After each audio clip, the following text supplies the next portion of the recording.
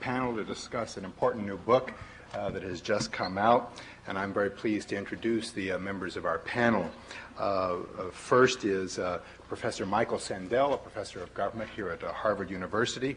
He has a considerable reputation as a superb scholar and an outstanding teacher. Indeed, undergraduates tell me it's one of the most popular courses on campus, his course on justice. He lectures widely on political philosophy, ethics, and politics.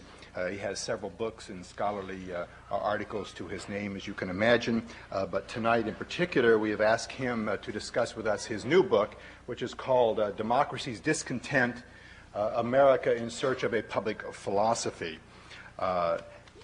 This book has been praised by folks of the entire political spectrum, from left to right. Here at the Kennedy School of Government, our new dean, Joseph Nye, has launched a new project to encourage considerable rethinking about the role of government. The project's called Visions of Governance for the 21st Century. And indeed, George Will has said about the book, of Michael Sandel's book, that it is the thinking person's guide to the current rethinking of the role of government in America. To comment on Professor Sandel's book, we're very fortunate to have some rather extraordinary panelists. We have E.J. Dionne, who is a syndicated columnist based at the Washington Post. He is a regular commentator on CNN and on a number of other news programs. In 1990, he had his best-selling book, Why Americans Hate Politics, a long theme in American society. He recently brought out a book called They Only Look Dead. It's Why Progressives Will Dominate the Next Political Era. It's obviously widely read among Democrats who are hoping to look alive. We also are very pleased to have Ellen Goodman, another highly reputed syndicated columnist. She's with the Boston Globe. Her column is called At Large. It is a Pulitzer Prize-winning piece that appears in over 400 newspapers in the United States. Her columns have been republished in 4 volumes, and in 1979 she published a book called Turning Points, which is about social change. She's also received many awards for her reporting efforts. We're also very pleased to welcome back William Kristol. He is, as you undoubtedly know, the editor and publisher of one of our newer political magazines, The Weekly Standard, a journal of politics and ideas. He plays an active role intellectually and politically within the Republican Party and the conservative movement. He has served as Chief of Staff to William Bennett and to Vice President Quayle. His writings have been published in a number of prestigious journals, and he previously taught here at the Kennedy School of Government. With that, I'm very pleased to turn our program over to Professor Sandel. Well, thank you very much, Phil, for that kind introduction and also for arranging this occasion. I'd like, first of all, to say how grateful I am for the privilege of facing this stellar cast of critics. Ellen Goodman, who writes with such grace Against the Current, once published a collection of columns I very much admire with the splendidly defiant title, Value Judgments. Those are the things we always make but too seldom acknowledge or defend. As for E.J. Dionne and Bill Kristol, they disagree on most things, but they are alike in 2 respects.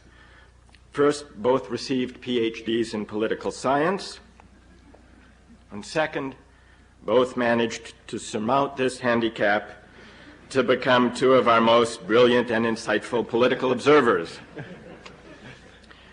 What I would like to do tonight is to draw attention to a defect in the state of American politics, a defect in the terms of debate between Democrats and Republicans, liberals and conservatives.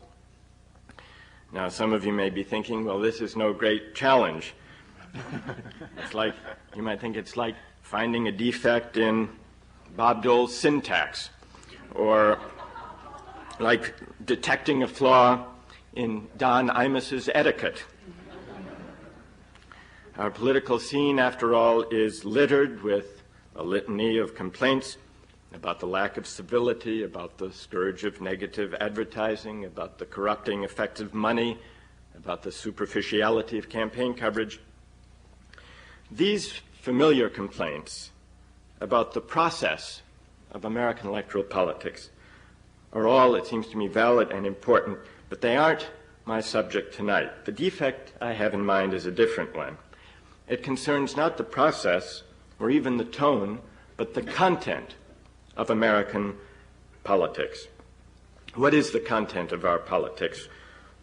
What is the subject matter of our national political debate?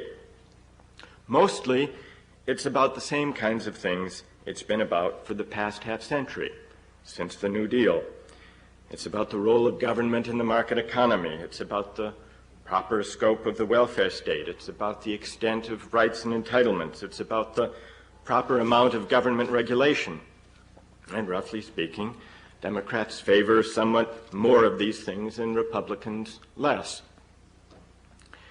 The defect in this argument, in this way of thinking about and debating politics, is that it no longer speaks to the things that worry people the most. It doesn't address the anxieties and frustrations abroad in the land. It doesn't address the discontent that has afflicted American politics for the past half-century or so. Well, what are these frustrations, and why is it that the prevailing political agenda is unable to address them? The discontent that has unsettled American politics in recent years has, it seems to me, two aspects. One is the sense that despite the achievements of American public life in the last decades, despite the expansion of rights and entitlements, despite all of this, Americans sense that we are less and less in control of the forces that govern our lives. That seems to me one aspect. And the other is connected but different. It's the fear that from family to neighborhood to nation, the moral fabric of community is unraveling around us. These two fears, for the loss of self-government and for the erosion of community, together define the anxiety of the age. What's striking about it, though, is that this anxiety is one that the prevailing political agenda has failed to answer or even effectively to address. Why is this the case?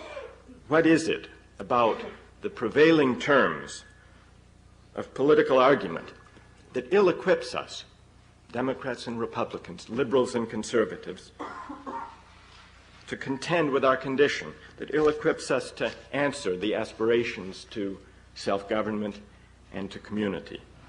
Well, I think there is a certain feature that goes deep into the assumptions underlying our political debates.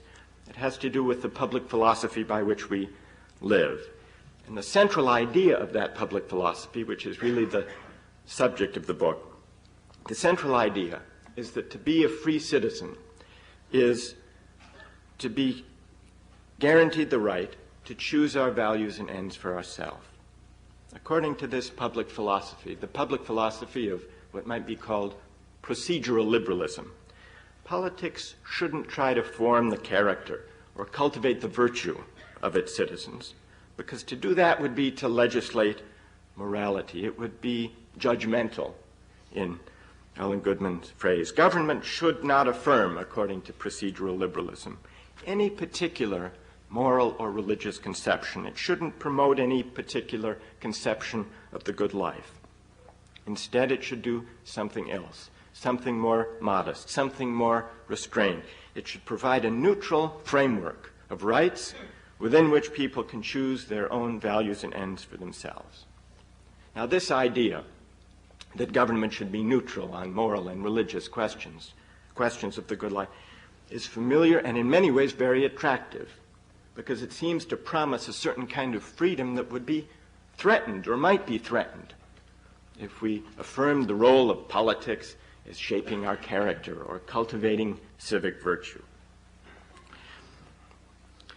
What makes this theory relevant to our prevailing political argument and the impasse that it faces is that we find it on both sides of the political spectrum. Liberals invoke the idea of neutrality, for example, when opposing school prayer, or restrictions on abortion, or attempts by Christian fundamentalists to bring their morality into the public square. And conservatives appeal to neutrality when opposing attempts by government to impose certain moral restraints on the operation of the market, restraints for the sake of workers' safety or environmental protection or distributive justice. So both liberals and conservatives appeal to this idea of free choice, of government neutrality in advancing their view. But if we look back at the history of American political debate, we find that, familiar though it is, this idea of citizenship and of government, procedural liberalism, this idea isn't the only public philosophy that has been present in our tradition. If we look at debates from the founding of the Republic really up through much of the 20th century, there's another tradition, a tradition that lays greater emphasis on citizenship and that lays greater emphasis on civic virtue. This tradition, the one that contrasts with procedural liberalism, might be called the Republican, and I emphasize small r Republican, the civic Republican tradition. Now, how does this tradition differ? This tradition, the civic Republican tradition, says that to be free isn't just to be free in the way a consumer is free, to choose for ourselves what we want, as if in a supermarket of choices. It isn't just to be free even to go and vote for the candidate or party of our choice every 4 years. Citizenship is a more demanding thing on this civic tradition. To be free is to participate in self-government on the Republican tradition. It's to have a say in deliberating about the common good, about the proper purposes and ends that this political community should pursue. But to deliberate well about the common good requires more than the capacity to choose our ends and values. It requires a knowledge of public affairs, and it also requires certain qualities of moral character and civic character. It requires a sense of belonging, a concern for the whole. Citizenship on this stronger Republican view requires a moral bond with the community whose fate is being deliberated about. So, on the civic tradition, to share in self-government requires that citizens possess or come to acquire certain civic virtues. And the point of politics is partly to cultivate those virtues.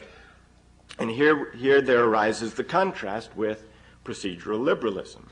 Politics can't be neutral, the Republican tradition says, about the habits and dispositions, the qualities and character of citizens, because it requires citizens who possess certain virtues, a certain orientation to the common good rather than to merely private pursuits. Now, the liberal tradition worries, well, but if politics is involved in cultivating our character, won't that lead to coercion? Isn't there the risk of intolerance? And the Republican tradition has long struggled with this danger, with this risk.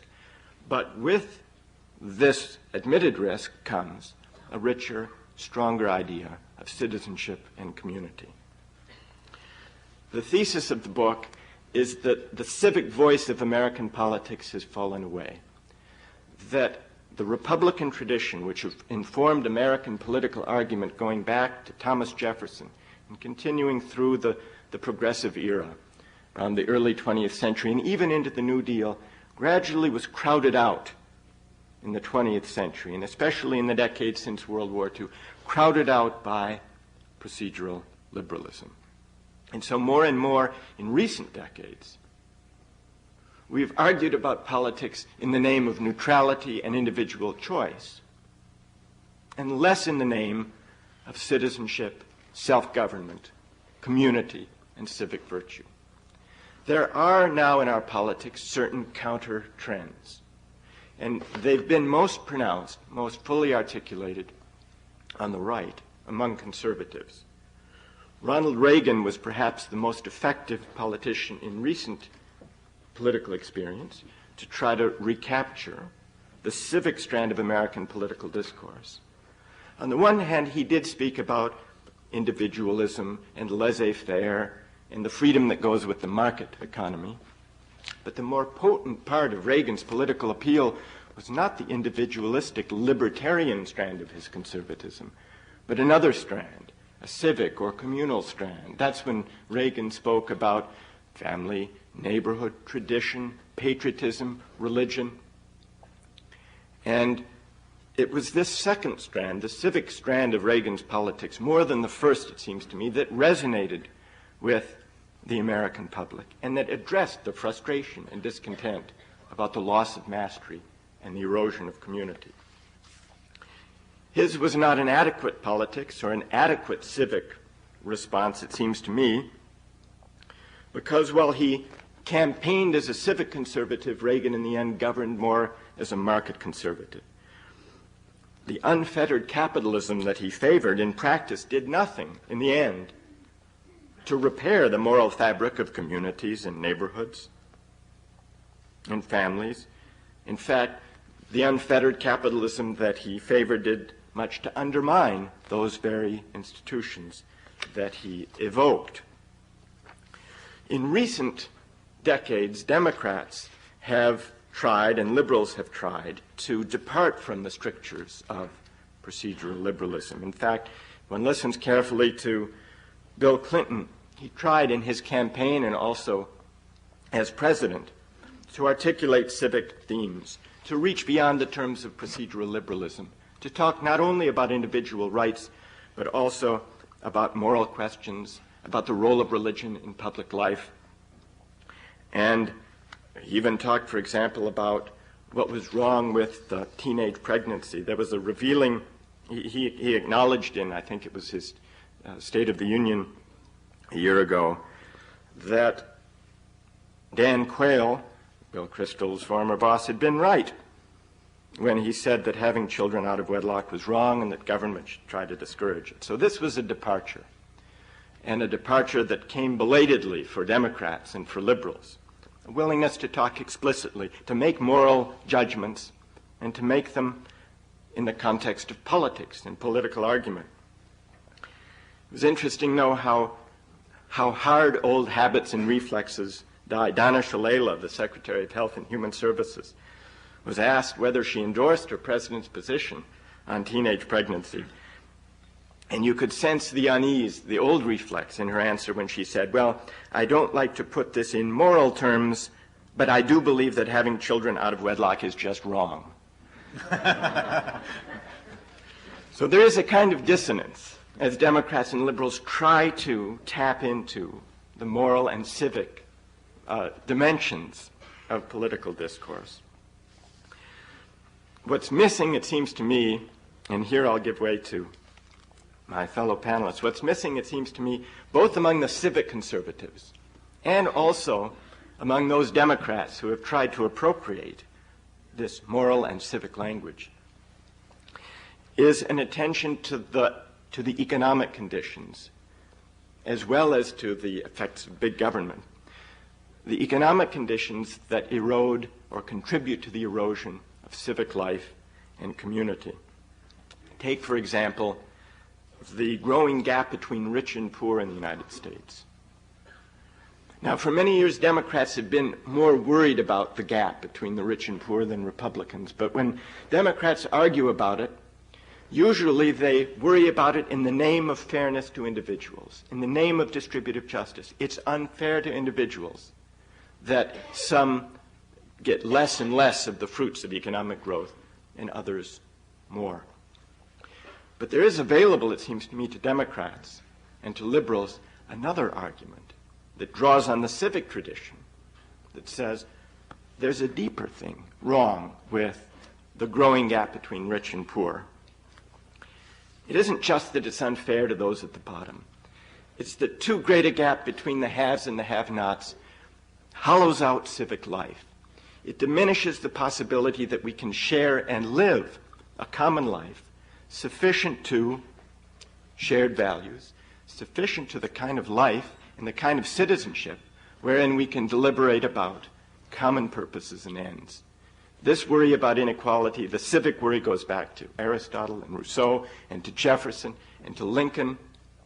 And it seems to me that Democrats and Republicans, liberals and conservatives, would do better not only to recapture the civic strand of political argument, but also to address it more directly to the economic effects, the consequences of large-scale economic power on community and civic life, as well as the effects of big government, as conservatives have emphasized. So with that, rush through a story that in the book, alas, runs from Jefferson up to Ronald Reagan and slightly beyond. Let me give way and see what my fellow panelists have to say. BJ? Thank you, Michael. You know, Bob Dole is going to give us all a lot of opportunities this year. I can't resist saying that Democracies Discontent is what America is all about. And Michael spoke of the need, in a sense, for kind of judgmental politics. And I was reminded of one of my favorite stories out of Chicago where somebody showed up to try to work on a campaign. He just wanted to volunteer. And the boss kept asking, "Who sent you?" And he said, "Nobody sent me." And he said, "Well, somebody must have sent you." And he finally said, "No, nobody sent me." And the boss said, "We don't talk to nobody sent." I was grateful that Michael sent for me to come up here today and to be with these distinguished people. Mary McGrory once said that all babies born in Massachusetts are born with a campaign manager's gene, and that's Ellen Goodman. Everybody has their favorite Ellen Goodman column. Mine is a column about working with her dad in a state rep race. And being from Massachusetts means you never forget the person who opposed your candidate in a state rep race 30 years ago. And Bill, I'm always glad to be with Bill Kristol, and I'm especially happy that he joined journalism. If he left politics altogether and devoted himself exclusively to journalism, he'd improve the outcomes in both fields substantially.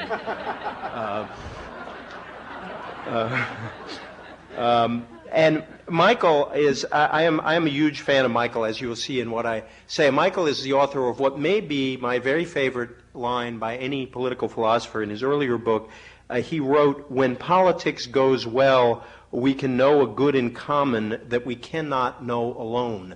And that's an amazing thought about politics, given our discontent with it now. And I think the spirit of that line, the notion that politics can actually produce something better than we have, is such a subversive thought, and it's what gives so much power to this book of his.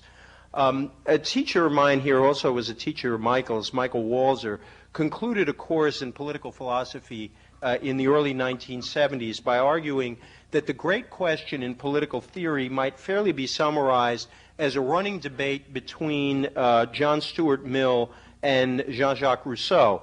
Mill's concern was with liberty, its preservation, and its enhancement.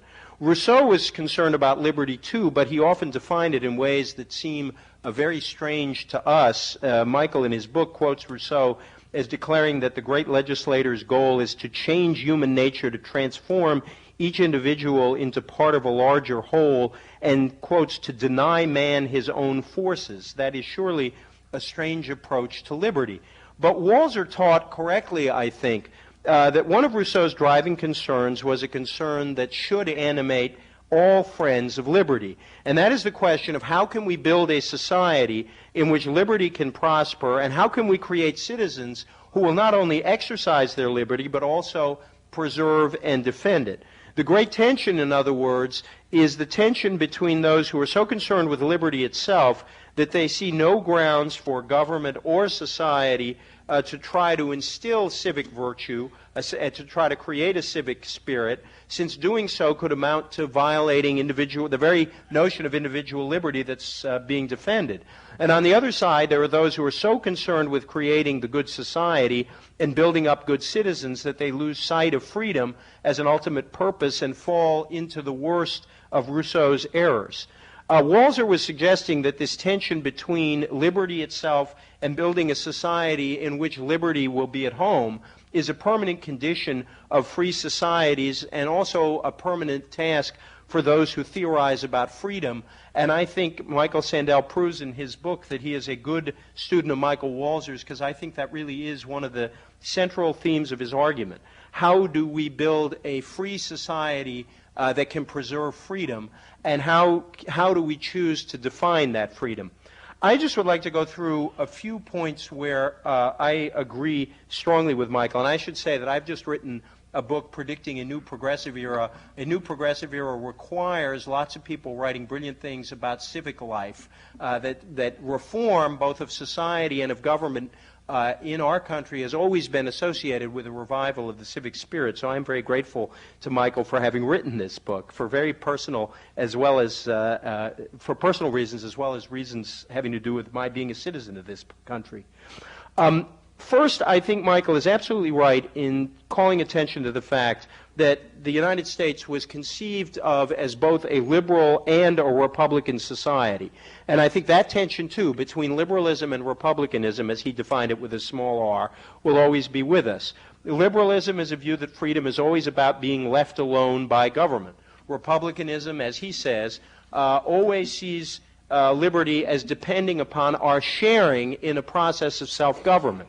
It involves deliberating with fellow citizens about the common good and helping to shape the destiny of the political community. Certain of the more individualistic strains of liberalism would deny that there is even such a thing as the common good. Our Republican tradition cannot exist without a belief in the common good, and I think the notion of restoring a sense that there can be a common good that we can discover is essential to any of the sorts of reforms that Michael talks about. I think, secondly, I couldn't agree more about the importance of rediscovering the progressive tradition itself. That shouldn't be surprising. I have an interest here, but I especially appreciate the way that Michael in this book calls attention to how the progressives talked about economics in a way that's very different than the way we do now. That for the progressives, and for that matter for our founding fathers, economics was not a dismal science. It was not simply about the production or distribution of goods. Most importantly, was about figuring out what sorts of economic systems were most compatible with self-government, with self-reliance, and with mutual assistance. Progressives understood that the shape of the business system powerfully influenced the shape of society itself. Progressives understood that how business was organized, where power lay, was not exclusively a question of government, that economic institutions also exercise power, and that if we're concerned about participation and having some control over our surroundings, or as the New Left used to say, some control over the decisions which affect our own lives, we have to be worried not only about government but also about the economic system. The third thing that I particularly appreciate in Michael's argument is his conclusion as to how we respond to a situation in which, on the one hand, power is moving from the nation state to the globe, that economic institutions do not exist simply within national borders. They never did entirely. They exist so less and less now. Yet our rules, our rules that we approved of democratically in all of the democratic industrial countries, those rules only applied within national borders. And if we care about such rules, whether they are rules about the environment or rules about labor standards, rules about child labor, if we as a country don't start talking about how can we sort of pool our resources and in a sense pool our sovereignty with other democratic countries, then we will no longer be sovereign because we won't be able to make those rules stick anywhere. I think Michael has very courageously joined that issue. At the same time, he talks about a yearning that we all have for a greater sense of local control. And that he argues that, in a sense, you may have to conceive of power moving up and down at the same time. Now, I think this is really an old problem for American liberals or progressives, that American liberals have always argued that sometimes you have to centralize power in government in order to provide a check on certain kinds of economic power, which, if left unrestrained, become a threat to liberty. At the same time, if you allow that centralizing desire to become your central goal, what you end up with is centralized power without any of the diffusion. And I think Michael rightly calls our attention to the need to sort of figure out how we can do these things at the same time and keep both goals in mind at the same time. I think he's right that liberals have fallen into trouble because they have left moral arguments to groups such as the Christian Coalition. They have been prepared really to let a monopoly exist on moral talk at one end of the political spectrum. I think that American liberalism and progressivism has always been centrally concerned with moral life and with making Ellen Goodman's value judgments. And that liberals have rightly been concerned with tolerance and rightly been concerned with liberty. But their political program has only worked and has really only been about larger things if they were prepared to address issues such as family breakup and crime, as well as issues of economic injustice, and if they were able to show how these problems were very closely intertwined. And more to Michael's point, I think it's also the case that progressives and liberals do not succeed if their only purpose is redistributive, or if their only purpose is a rather narrow defense of individual rights, even though individual rights are to be defended, but rather that their purpose is to create a political system in which people have a greater sense of control of what goes on around them, and also are drawn to common discussions together about the fate of their communities, their states, and their country. I think Michael is reminding us that we as a country have succeeded not simply because our economic system has been successful, but because we constructed a political system designed to, number one, spread power, and number two, to create citizens who would want to exercise it.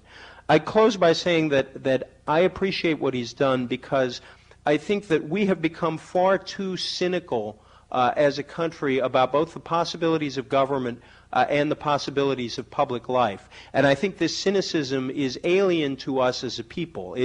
We have always been skeptical of government. We have always been in favor of limited government, and we were right in those commitments. But we have never been as cynical about the possibilities of public life as we are now. And I think that is corrosive. I think it's very dangerous to the very freedoms that we appreciate. That government cannot write love songs, government cannot raise children, government cannot find a cure for cancer. But politics and government, which are about the art of how we organize ourselves as a people, are central to creating the conditions under which such acts of creativity are made easier or harder. Government can be essential in liberating the capacities of individuals to find their way in a world that is very complicated and full of threats that people did not sense before. I think our progressive tradition always understood that government and public life has the capacity to make our country better. Michael understands this, and he has done us a great service in reminding us of it. Thank you.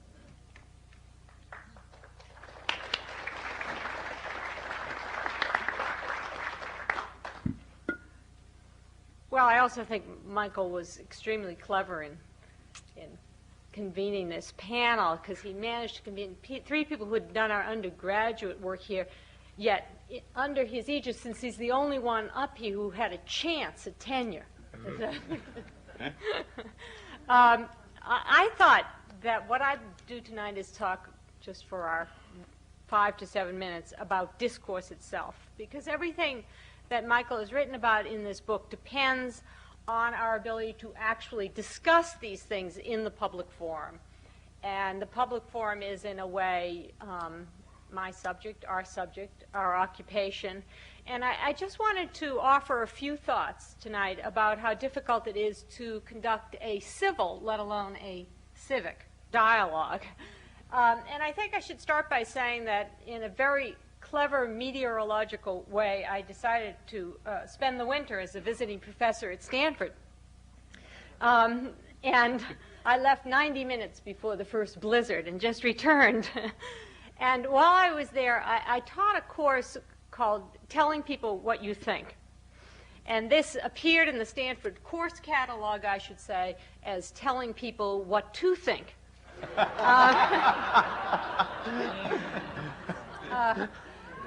That was interesting, and when I protested this, they quickly changed it and put a little note on the bulletin board and renamed the course Telling People How They Think, which made me sound like a neurologist, I'm afraid. But I thought that this was more than a typo in a sense, because it's seemed to me over the time that I was on the campus that telling people what you think has become an extraordinarily hard thing to do. The students that I encountered seemed to be quite comfortable writing personal columns, writing about personal life, writing about relationships, writing about work, writing about family. But the closer we got to real issues of the day, it seemed to me that both in and out of class, young people were shying away from real, difficult debate. This was true in the campus newspapers. It was true in conversation. And some of this, I think, has to do with living in the most diverse state in the Union. And I don't mean this as a rap on political correctness, a phrase that drives me crazy because it is so totally meaningless. But I think it has to do more with keeping the peace, or the perception of keeping peace in a diverse society, and the perception of civility. And that, in turn, has to do with what I have come to believe over this time is the sense, particularly among younger people, but across the board, that either we can be silent about issues that are central, core, and sensitive issues, or we can fight about them. And these seem to me the two most obvious models of discourse. One of them is silence, don't talk about politics, and the other one is the food fight. And the public model of discourse has become increasingly soundbite politics and food fight journalism, a kind of polarizing. And if Michael wants us to have a conversation and a serious dialogue, and I agree with him wholeheartedly, we have to find some ways of discussing the deepest and most serious issues. And it does come down to how are we going to talk about these things. I want to give you perhaps my worst or best example from the recent campaign, which was the candidacy of Pat Buchanan. Now, he was indeed a person who said in the course of his campaign that his best training for running for President of the United States was on Crossfire. Now, imagine that, if you will. I came to think of him as a kind of in vitro candidate created from the sperm of soundbite politics and the egg of food fight journalism. that in some ways, this is what argument had come to in America. That, as his former colleague had said, there was no issue that he couldn't oversimplify. And I think in some ways this polarizing and this simplifying is one way in which people see things debated. There is the sense, the fear that we are not going to be able to disagree and to stay in the same room or on the same community or on the same campus or in the same country. You can think of a lot of ways in which this country feels like it's coming apart and things are so fragile that we don't dare talk. You can even blame it on the high rates of divorce, if you will, or on the sense of living in some kind of a centrifuge, or on the effects of new technology, all of which I hope we will get into it.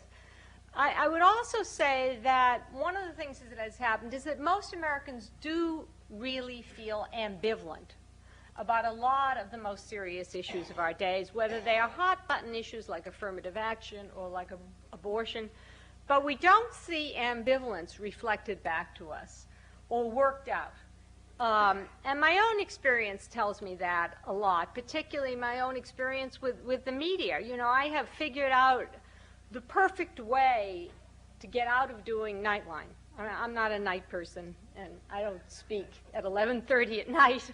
So when the booker calls you, as they do, and they're often a young woman who's sent out to feel out how you feel on an issue, and they often check out and they say, well, what do you think about this? And what I have come to say is, well, I have mixed feelings about this.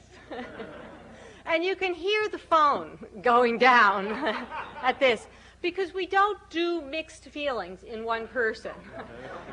We do mixed feelings by separating them out, giving you may have this feeling and you may have that feeling, and then you may fight. So part of the problem, it seems to me, in thinking about what Michael wants to do is finding venues and finding ways to communicate. Lanny Guinier has gone around talking in very articulate ways about her desire for a conversation about race. Michael wants a conversation about citizenship.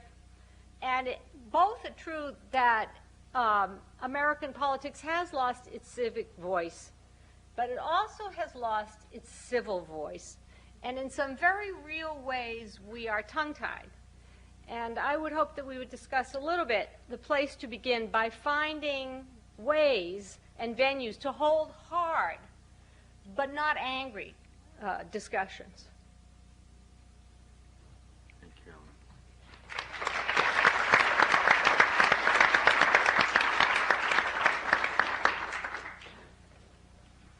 Well, it's good to be back at the Kennedy School, where I taught for a couple of years. It was one of the best things I ever did. I didn't actually learn that much here. I mean, I was already a professor, so you stop learning after grad school, obviously.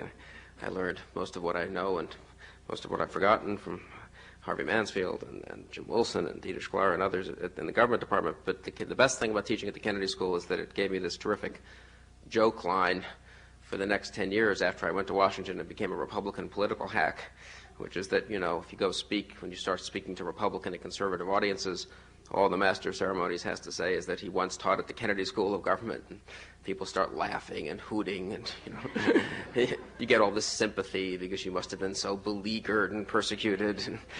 And, you know, the first half year or so I was doing some of this, I used to actually try to correct them and say, look, it was perfectly pleasant, I was treated very well, it was very interesting and civil. And then, of course, I realized that was foolish, and I gave up, and I just said it was horrible. You know, so it's amazing I survived it. I did actually. I always tell this one story, which is a true story about living in Cambridge. I taught here from '83 to '85, and it was. I remember voting in November of '84. I lived in Belmont, which at the time at least was in the 8th congressional district, Tip O'Neill's congressional district. And I remember voting for Reagan for re-election for president and for Republican Senate candidate, Ray Shammy, who actually ran a pretty good race but lost to Kerry, and as a dutiful Republican, loyal Republican, voting for the Republican opponent to Tip O'Neill, even though I knew this was obviously hopeless, a totally safe Democratic district, and O'Neill was revered here. And I remember the next morning I knew Reagan had won. Obviously, I knew the Republican Senate candidate had lost. I remember asking my wife at breakfast, just out of curiosity, how many votes did the Republican running against Tip O'Neill get? And Susan looked down the Boston Globe election tables and said, I hate to tell you this, but there was no Republican running against Tip O'Neill. And I said, I know I voted for someone. And it turned out I had voted for the communist.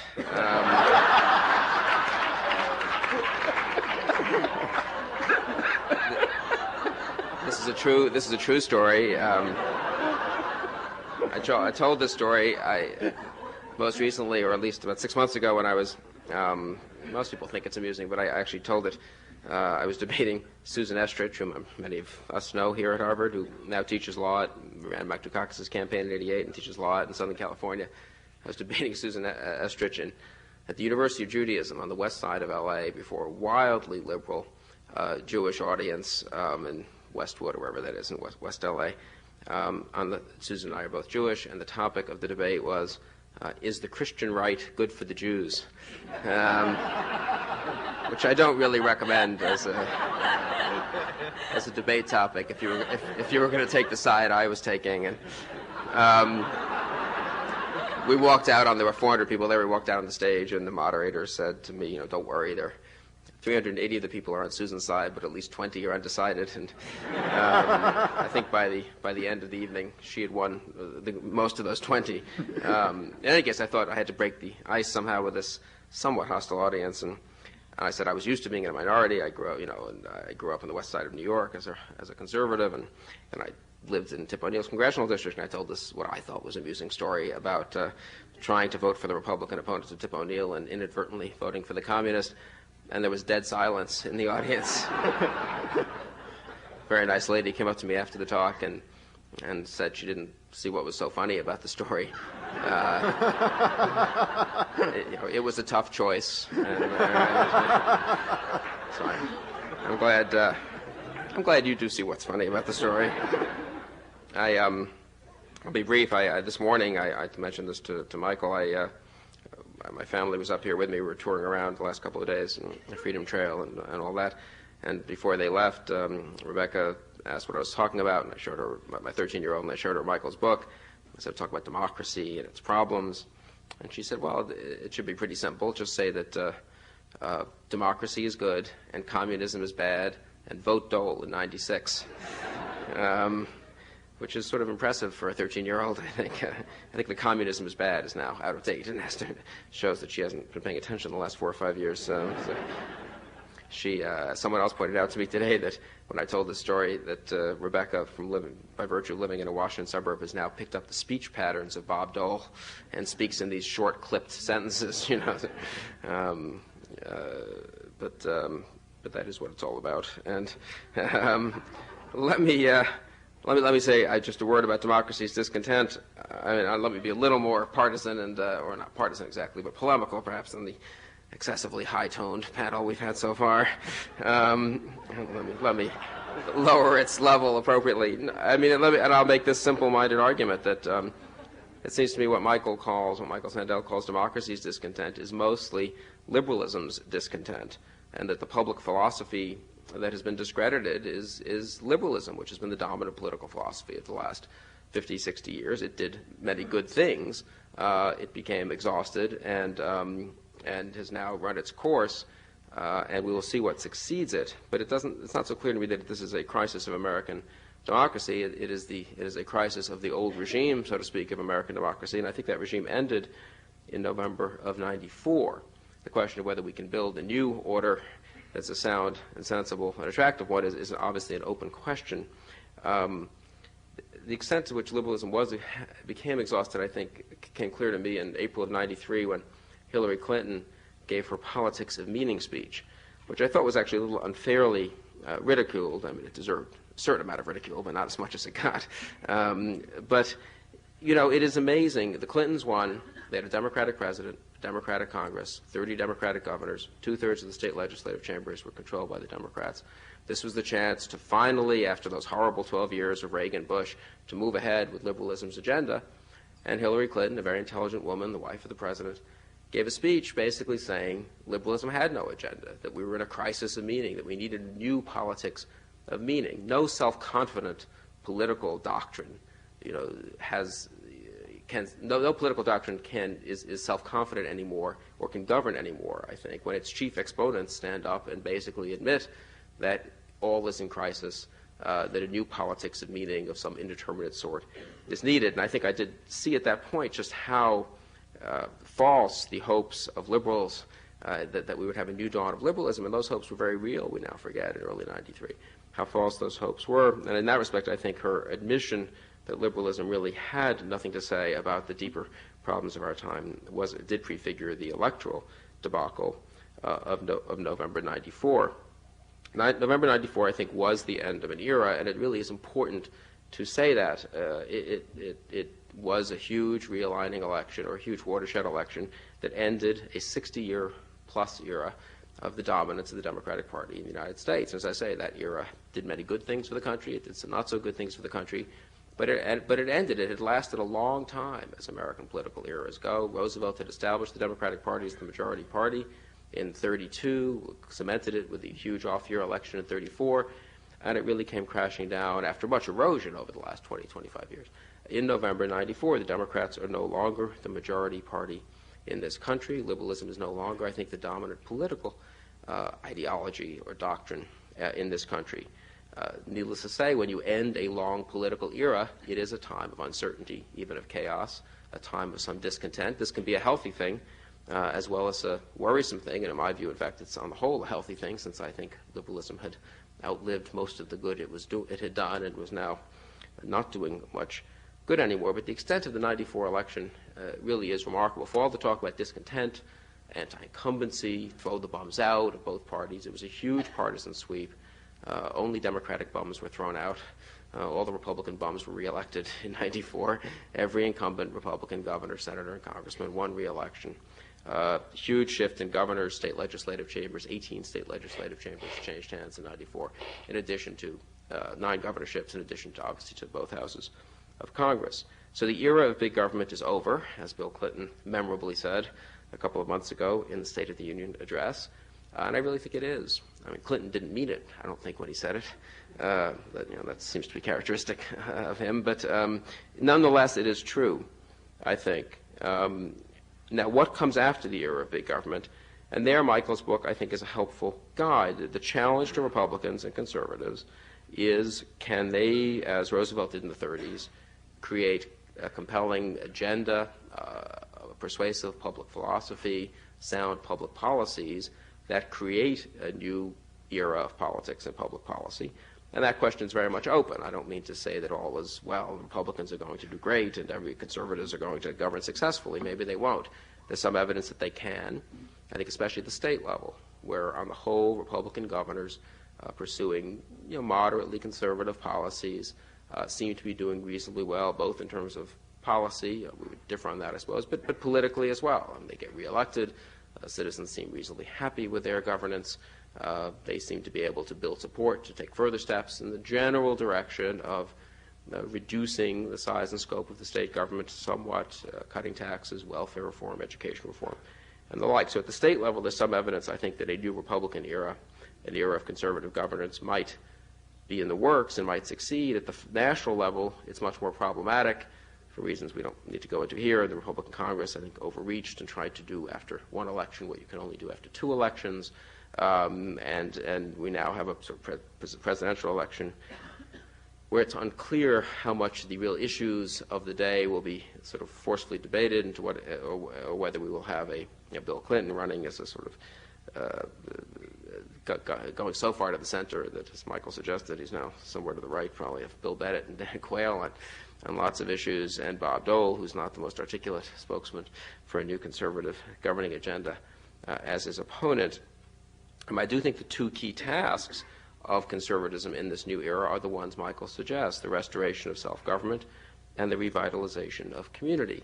And I think on the whole, the sort of mainstream conservative agenda, as Bob Dole likes to say, looks to achieving those tasks. The devolution agenda, the agenda of getting power back to states, localities, the private sector, families, individuals, is an attempt to restore self-government from an excessively big, swollen, and inept federal government. A revitalization of community, revitalizing the civic strand of freedom, as Michael calls it, is harder and more complicated, but that too is part, I think, of what conservative governance needs to try to do in the next few years. The remoralization, if you will, of social institutions and civic institutions at the same time that one is relimiting the federal government in particular to try to restore authority to citizens at the state, local level, and then at the civic and private levels as well. Whether this election campaign in '96 will be a good occasion for the debate of any of these themes or not is obviously a fair question. I would just say one last thing about that. I mean, it may be an odd way, though, in which obviously one of the big tasks of political leadership, precisely by Michael Sandel's standards, is less proposing exactly the right public policies, but also standing, in a sense, as a symbol and as a leader for a nation, embodying a certain human type, almost a certain view of certain qualities and virtues. And in an odd way, Bob Dole's presidential campaign, since he won't be a particularly articulate, I don't think, exponent of the new conservative agenda, could end up being a funny kind of a civic conservative, if you will, campaign, in the sense that ultimately his appeal is going to be, I think, that he is the kind of man you could look up to as president to a much greater degree than the incumbent. And in that respect, in an odd way, the Dole presidential campaign could be a surprisingly interesting campaign, and this election season could be a surprisingly interesting election, not because there's going to be brilliant debates on issues, but because they will perhaps force Americans to think a little more seriously about what kind of public leaders, what kind of public figures they want to have, and that really forces you to think about what kind of citizens you want to have, what qualities and virtues in citizens are admirable and that we want to teach our children and to admire and to aspire to. With that,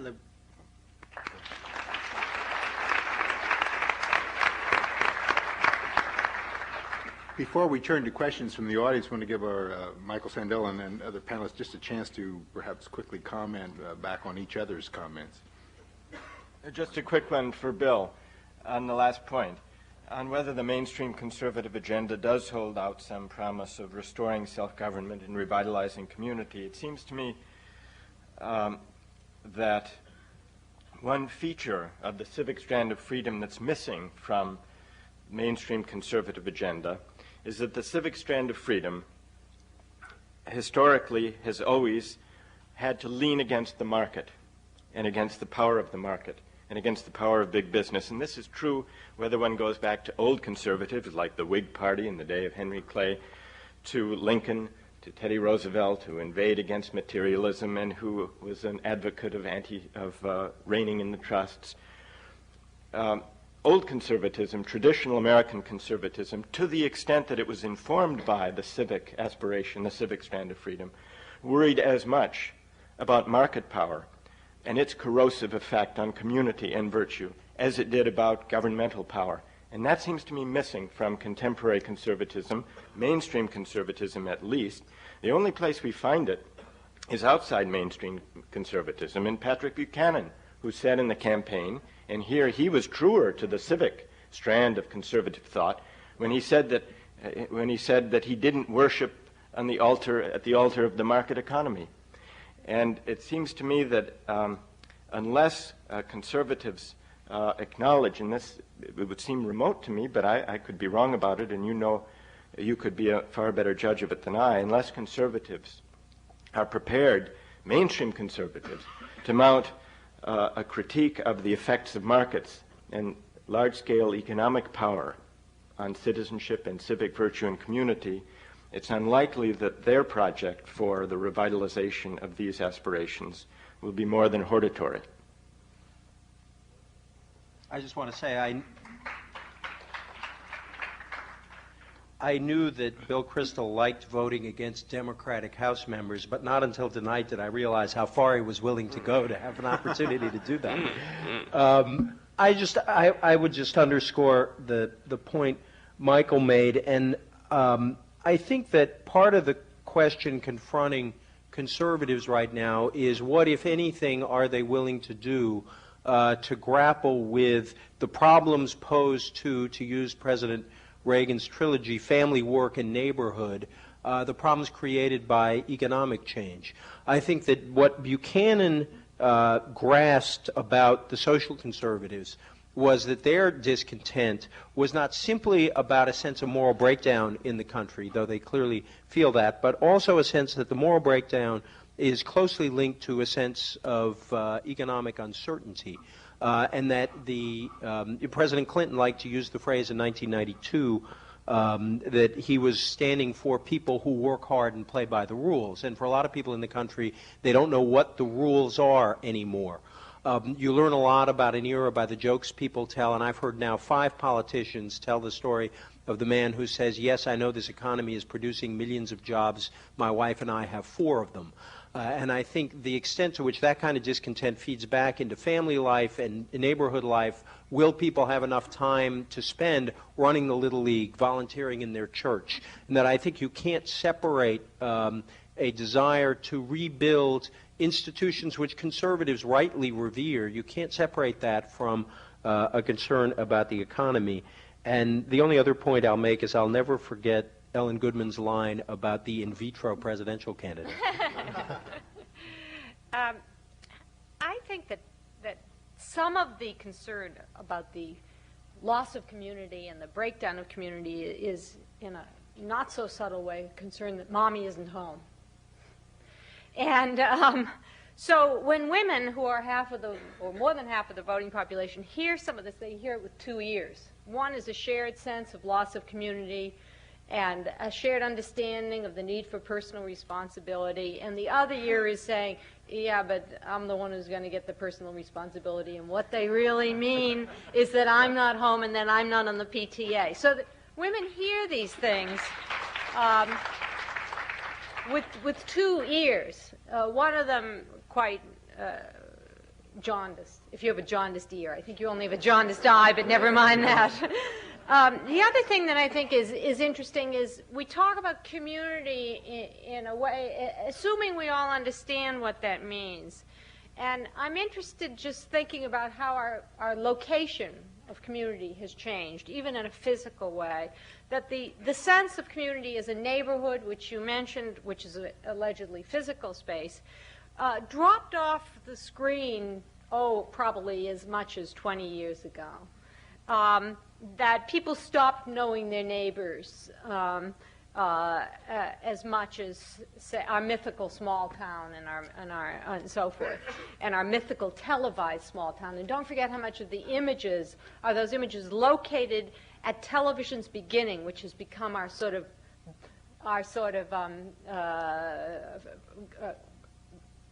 first day of the Bible. Is the 1950s sitcom. The beginning of television is our absurd image of what life was like, which was, of course, a historical blip on the landscape. But anyway, the sense of community was a neighborhood. And then slowly throughout the 70s and 80s, we began to talk about the medical community, even the academic community, the computer community.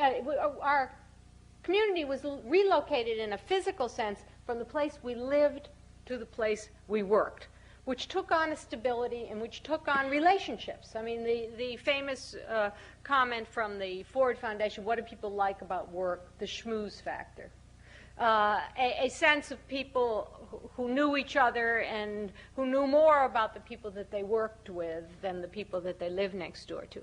And then in the 90s, that is now eroding because the security and the constancy and the sense that you're going to know people over a long period of time because you're going to be in one workspace has now eroded. So I think that this community, and simultaneously we have, this is all too many layers upon layers here, but simultaneously we have developed new ways of communicating and new communities through new technology, particularly the computer, emailing everybody and knowing people who you email better than people you're going to meet in the corridor, even at work.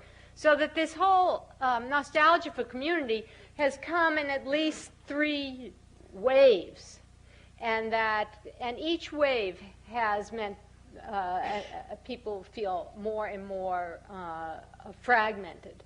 So I just feel that when we're talking about this reemergence of community, we have to discuss what it is that people want.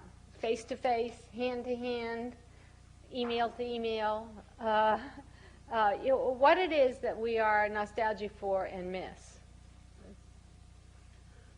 I mean, look, I don't think conservatives should worship at the altar of markets or the market economy. I think some economists do. I don't think most governing conservatives do. Indeed, they spend half their time getting criticized for not being free market enough, and the Republican Congress, took more heat probably for the $500 per child tax credit, which has no real economic case to be made for it. It is entirely a social policy, an attempt to get families back more of their tax money.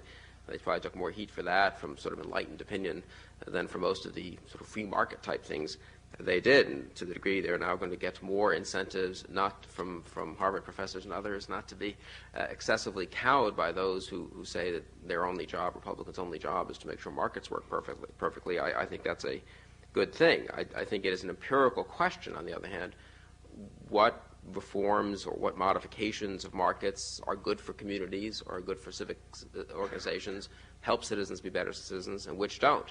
And lots of things that are sold in the name of this will cushion the effect of the market don't really cushion the effect of the market. Lots of things that, in my view, lots of policies that have been attempted with perfectly reasonable justification may not work. So at some level, this is an analytical and empirical issue.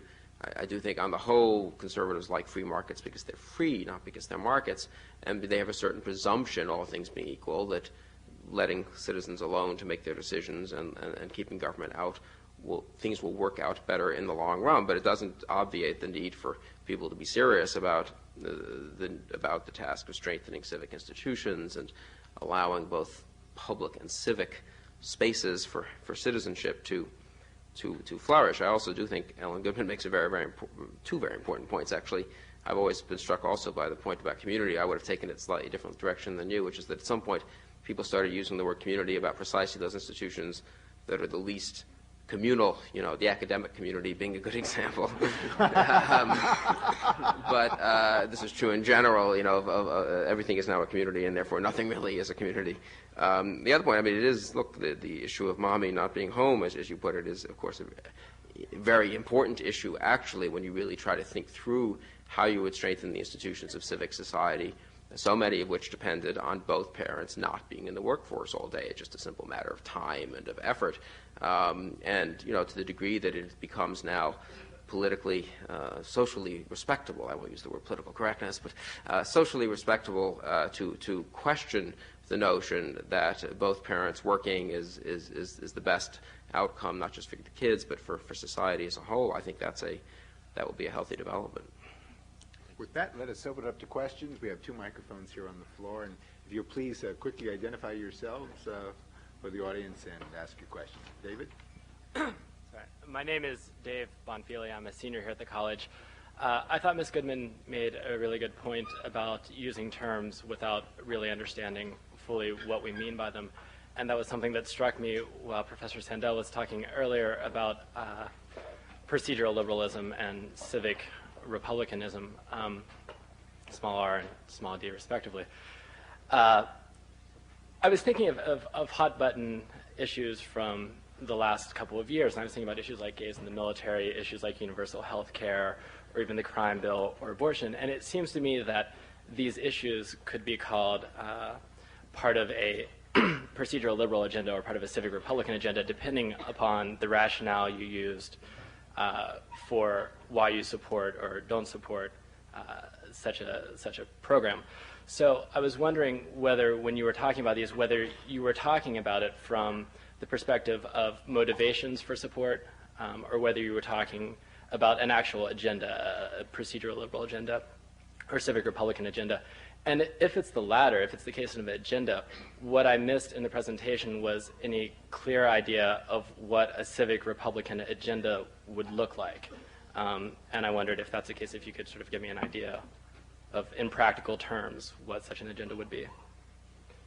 Well, the question, what in practical terms would be an agenda that would flow from, suppose one were persuaded that it would be desirable to try to recapture the civic strand of political argument. What sort of political agenda would flow from it? To some extent, the point David makes is right, that there might be different ways of arguing over the welfare state, over rights and entitlements, from the way that would be argued in the name of procedural liberalism. But there also would be different points of emphasis. And the primary difference in the points of emphasis, it seems to me, is that instead of asking first, suppose we were debating economic policy, which occupies a big part of our political argument, instead of asking whether this policy or that policy, be it a tax policy or a policy toward corporations, or a budgetary policy or a regulatory stance, instead of asking, will this promote prosperity, or will this promote fairness, which are the two main considerations, a different consideration, one that draws on this civic tradition, would ask first, will this economic policy or institution or practice contribute to a public life hospitable to the cultivation of citizenship, hospitable to the cultivation in citizens of the virtues that will equip them for self-government? And if that's the first question, or at least an important question in our political argument, then I think a greater portion of our politics would focus on the way in which the power of the global economy, the problem of downsizing that's associated with it, the way in which power when large corporations take over in communities, the way in which the civic life of those communities can be diminished or eroded when when Walmart moves in and downtown retailers and merchants are shuttered and closed down. There would be an emphasis on the civic consequences of economic arrangements and of economic power as it's organized in the global economy.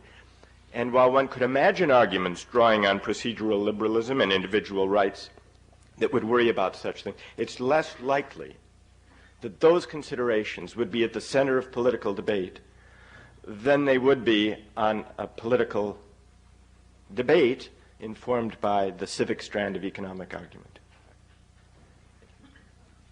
My name is Liam Rector. I'm an alumni of the Kennedy School, and I now direct a writing program at Bennington College. I'm sort of concerned about the cultural aspect of civic life. You said no government can write a great love song, and you're talking about forums in which things might be discussed. The National Endowment for the Arts, as we all know, was cut 40% this year, largely egged on by Republicans and the Christian Coalition. More Americans now attend art events than attend sports events. It's quite a forum in the nation. Our artists are loved much more than our politicians or our journalists. My question is, how do you see the arts? Filling with faint praise. How do you see the arts as a love song that if the government can't write it, but it can certainly support the ones who do write it, and as a forum for discourse, intellectual, spiritual, and emotional discourse in our culture? And what do you think of a 40% cut? E.J. talked about government being unable to write a love song. Do you want to? Yeah, no, actually what I said was the government can't write love songs. The government can help create the conditions under which that task is made harder or easier. I guess I've always had, to paraphrase Ellen Goodman, a sort of ambivalent view on this whole issue of government in the arts, not because I think there's anything wrong with government funding of the arts. I think on balance it's been a good thing. It certainly, most other countries do it. They do it pretty successfully. We've done it fairly successfully. I think the people in the arts lost some of their audience at a certain point when they began acting as if they had a constitutional right to the subsidy, and where they sort of made, instead of defending the notion of supporting the arts as a legitimate endeavor of government, there was a while there where any attack on arts funding became somehow an attack on the free speech rights of artists, as if dissident artists who traditionally did their work without any government help at all had a constitutional right to government aid in order to create works of art that large majorities of the country might not like. And I think they really lost a lot of people when they started making those arguments who were broadly sympathetic to to the general proposition of government funding for the arts. And I think the other problem, which has been solved to some degree, is we are uneasy as a country, more so than, say, the Europeans are, with formal government sponsorship of anything connected to the arts, because it strikes us as something the government shouldn't be involved in, as a kind of, the government shouldn't set the direction of our cultural policy, that's something we like done in civil society. I think we made some progress on that by kind of decentralizing the funding decisions and the like. But I guess, so my point is, I have no problem with government funding for the arts. I'm sure if I were in Congress I'd vote for it, but I do get, I share that feeling of a lot of citizens that this somehow got to be taken as a right, and that I think artists did themselves a disservice when they made certain kinds of arguments, made some of the arguments that they made. Yes, I'm deeply shocked that more Americans attend arts events than sports events, and now I really am worried about the future of the country. So that was from Michael Sandel's point of view. Sports are civic, teamwork, working together, whereas art is not. In fact, sometimes it is in certain arts, but often it's a lonely, rebellious endeavor, which, whatever its great virtues and merits, it's not clear. I mean, to be serious about this a minute, the greatest exponents of civic virtue have not been great fans of freedom of the arts, and Rousseau being the most obvious example, and therefore one can't simply conflate everything together and say, well, if you care about our civic space, you care about funding lots of modern artists who spend most of their time denigrating the beliefs of most of their fellow citizens. They're totally free to do that, and I'm glad we live in a liberal country, which sometimes is excessively denigrated as procedural liberalism or a procedural republic. I'm glad we live in a liberal country where artists are free to do that, but it's a little tough to ask for federal funding at the same time as you're doing that, and I think the arts will do fine with their 40% cut or even a bigger cut in the arts. Yeah, my name is Joe Harrington. I was born here in 1922, and I used to work in the square for 35 cents an hour when I was in college. And then I went off to the wild blue yonder for a while. Incidentally, my father was a columnist, and you in the newspaper business would be interested. That was 365 days a year. What I would, I've heard many, many times, and I'd like a small answer, is what is liberalism and who is a liberal? And why are they saying such terrible things about it? We'll leave that to the professor. I would like Mr. Dion or Ms. Goodman to answer that. That's in honor of your father, right?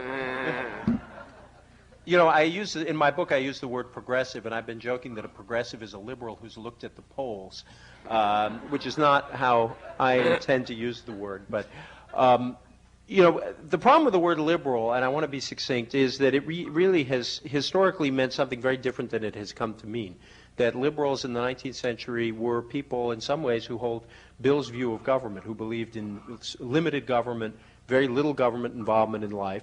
You know, and that lives on in the sense that most people who are now called liberals are in favor of civil liberties and free speech.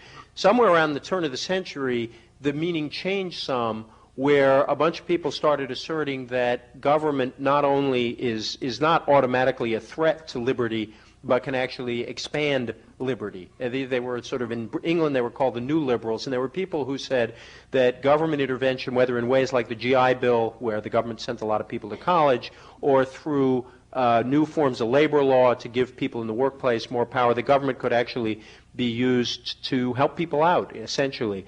And that came to be the dominant definition of liberal today. Robert Taft, till his dying day, claimed he was the real liberal because he subscribed to that 19th century liberal view. But I think we just live with that, sort of those two definitions sitting side by side. E.J., that could be mistaken for a professor's answer to the question. My name is George Appling. I'm a first-year student at the Kennedy School. There's been a lot of discussion about the market's impact on community, and I'm just wondering if that's been overstated in light of Bob Putnam's argument that it's not two parents working and it's not mom not going to the PTA meeting that's eroding civic society. It's actually television that's, you know, eroding civic society. I'm wondering if you could comment to that point. Well, I've read it, and his notion that it's television, the way he unwinds it is an interesting one. But what's television? I mean, you have to then go, you know, you have to sort of like go, is television just one of the new technologies that are essentially isolating people, which is, as I understand it, his point that, you know, we do more and more things alone, bowling alone, but we do more and more things alone. That I was really struck by the discovery of what is it, more than half of the children in this country have a television in their own room. So that people don't just have a television in their house where they might have to mutually decide what they're going to watch, but increasingly they have television separately so that nobody has to come to a joint decision about anything. And I think that television is a symbol in that sense of the fact that people are now reduced to communities of one in some fashion or other. And whether people have their own phone or their own phone line or their own email address, or that many of the new technologies are so personalized and so individualized that the common space is reduced. And the times in which we have to interact with each other and we have to compromise with each other and make decisions together have been reduced and reduced and reduced. I mean, that's the same sense of what I was talking about before about the sense of community space. It's not a neighborhood. It's not a workplace. It's what is. You know, how many places? I was struck when I was out at Stanford, the new Bill Gates Center, which, as you might guess, is the computer center. The architect for that computer center, now this is in a world in which we tend to now think of students often going to a, quote, library where they all stand in lines in front of screens. But the Bill Gates building there, the architect created spaces in which people would have to run into each other.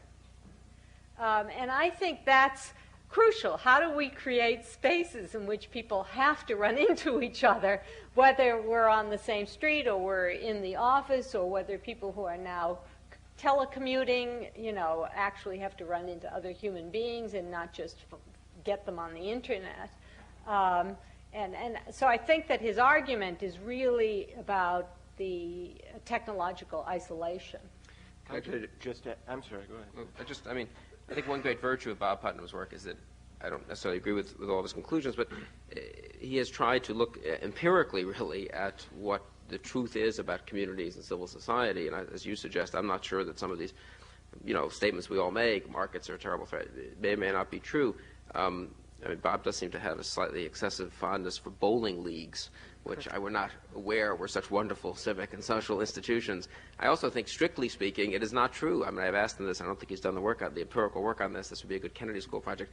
It's not clear that people are bowling alone, I don't think. What's happened is they're no longer go to bowling leagues, so they bowl with friends. And if you've been to a bowling alley lately, and I do take my kids there sometimes, very few people are actually bowling alone. Well, I don't know. Is it better for civic society to have these bowling leagues, or to have groups of people who get together and go bowling? That's an interesting question. But it is at some point it's not so obvious that all these changes are worse for citizenship, or worse for civility, or worse for civil society. Is the computer, I think you can make a case that the last 20 years or so of technological developments in the computers have been good in lots of ways for citizenship, the decentralization, the breakout of the one, master computer and everyone else, work processing in processing the data in a really sort of moronic way. And we should not sit around here assuming that, industrial America with the assembly line, that was sort of a wonderfully citizen-like activity in the good old days, and now people actually can talk to each other on the internet and form communities. I don't agree with George Gilder either that modern technology is a wonderful thing necessarily for all these social qualities we care about. I tend to be skeptical of an argument that technology by itself pushes strongly one direction or another, and I do think it has a lot to do then with political and social and civic decisions we make about using technology. I wanted to take up this point, and Ellen had raised it earlier about technology as the hope or as the scourge of community, and there is a lot of technological utopianism in the air as people look for new sources of community, especially forms of community that are cast even beyond the bounds of nations, never mind neighborhoods, to the world as a whole, which the internet and satellite hookups and CNN seem suddenly to make available. But I think it's worth recalling, and it's in any case sobering to recall, that early in the 20th century there was a similar kind of technological utopianism at a time when there was, as in our day, a worry about the erosion of community and what would be the venues of community, as Ellen asked of our present politics. There was a commentator early in the 20th century who gave expression to this, and it's eerily similar to the kinds of technological hopes for community that we often hear today. William Allen White wrote, "Steam has given us electricity and has made the nation a neighborhood. The electric wire, the iron pipe, the street railroad, the daily newspaper, the telephone, the lines of transcontinental traffic by rail and water have made all of us one body, socially, industrially, politically. It is possible," he said, "for all men to understand one another." And we hear that. He thought that the nation now could be a neighborhood. And today we hear the hope or the promise that the globe can be a kind of neighborhood thanks to the internet and the new communications technology. William Allen White was proven wrong then, and I think for the same reasons that those technological optimists are wrong today, that it's a moral and political question, not a technological question, how community will be constituted. Unless we could keep the ethnic groups in Bosnia online and away from each other, there would be some advantages. I've been amused, at the attitude towards new technologies as progress. And my favorite example of that is, imagine if we had only up to this point in history had email, and suddenly the telephone was invented. and people went around saying, do you know that we actually have something that you could hear the other person's voice and talk to them simultaneously? What a fabulous invention it would be. When Putnam's piece started getting all that attention, I realized I'd been in Washington too long, because I thought somebody in Congress is going to introduce the Federal Bowling League Demonstration Act of 1995. Just very briefly on that point, I saw that article, and it's the way he comes to that conclusion is very striking. But to go back to a point Ellen Goodman made about families and mothers and our missing mom at home, my sense is that one of the reasons for this discontent is that we've had kind of a half a revolution where we haven't figured out to our own satisfaction as men or women how to square the mass entry of women in the workforce with how we want to raise our children or how we preserve all of these civic institutions. And a lot of these civic institutions thrived on the unpaid labor of women for about 30 or 40 years at least. And I think one of the sources of this discontent is that we have one change that has not been balanced out or with some other sets of changes. And so while his finding on television is interesting, it still strikes me that television, as Ellen said, is a kind of artifact, because it's why is it television? If it weren't television, would it be something else? But I'm afraid we have time for just one more question. Hello, my name is Judy Canales, and I'm a mid-career student here at the Kennedy School. And my question is for Ms. Goodman. You had mentioned in your statement about your experience at Stanford and the notion of a lack of discussion in politics among the students because of wanting to keep the peace in a diverse society. And I, for one, would like to see more public discourse in a progressive, open discussion. And what I'd like to hear from you, or perhaps any of the other panelists, is how can we make a more inclusive discussion, and that would have the elements of the diversity that you discussed? Well, I think, for one thing, I think muting some of the angry public voices. I mean, the images of the images of on television of the way in which people discuss issues is so overwhelmingly, not universally, there are good examples of these shows, but it's so overwhelmingly now this food fight casting call, where everybody is required to take a role and then argue from their role and become quite firm. So one thing would be to mute that image that we see so regularly of the way in which public discussion goes on. And I think the other thing is just going to take some time and some real effort, both in terms of people encouraging real dialogue and people listening. It's almost like, some of that marital therapy where now you take the microphone, now you take the, developing venues in which people will, in fact, get through this. And I don't have a good answer to how that happens. I just think it happens, sort of inch by inch by inch, and it's very fragile. So I hope somebody has a better response to that. Journalists aren't very good at doing the future. We don't do Windows. We don't do the future. Maybe if someone has a better sense of how to create those venues. I know that there are people who feel this very strongly and are working on it, people like Lanny Guinea, people who are very concerned with having conversations. But. Well, let's turn now back to Michael Sandel to close this evening's forum. Well, in closing, I couldn't begin to summarize the points that have been made, but I would like to pick up on one theme that has run through some of the comments and that goes back to a point that I think is important that Ellen Goodman made about finding venues. We've talked a lot tonight about, and I've argued in the book, about ideals, contrasting the ideals that animate procedural liberalism that have, so I would argue, led to a kind of impasse in our politics, and argued for the recovery of a different set of ideals, drawing on the civic Republican tradition. But it would be too easy and it would be too optimistic to think that this were a simple project. and the challenge of finding venues or constituting institutions within which these ideals could be realized reminds us, and I think should remind us, of the difficulty of this project. Bill Kristol talked about the era of big government being over. Clinton acknowledged it, though he doubts whether Clinton believes it, but Bill believes that the era of big government is over. And yet, I think it's, when we think about institutions, and institutions of power, which after all are the carriers of ideals, we have to recall that the era of big government was the progeny, beginning in the progressive era, about which E.J. spoke, was the progeny of big business. An economy that in the early republic was decentralized had become nationalized by the turn of the century, and politics had to try to keep up.